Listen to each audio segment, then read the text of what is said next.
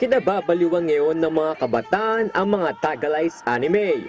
Pero paano nga ba ito nilalapatan ng boses? Siya si Pocholo Gonzales, voice master kung tawagin dahil sa dami ng boses na kaya niyang gawin. Mabuhay para sa Philippines 2000. Nangano kay, wag ganun gudo baba ko yan. Hi, kumusta kayo?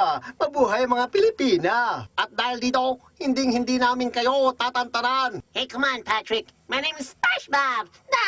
Ako naman si Bubu Chacha.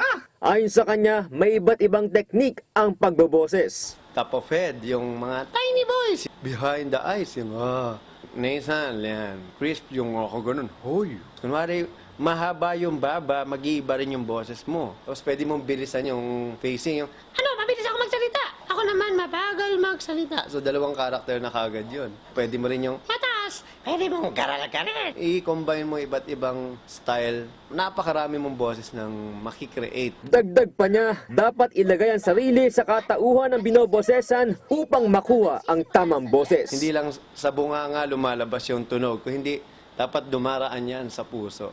Ang payo naman ng batikang dubbing director na si Danny Mandia sa mga nagnanais maging dubber, Kung hindi sila masyadong gamay sa pagsasalita ng wikang Pilipino, mahirapan sila.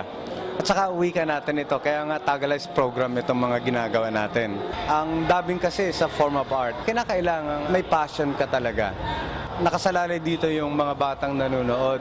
Kasi pagka hindi natin pinagbuti ang trabaho natin, kung ano yung nakikita nilang pagkakamali, susundin nila yon. para sa National Broadcasting Network, ako si Ryan Ang inyong tagapagbalita.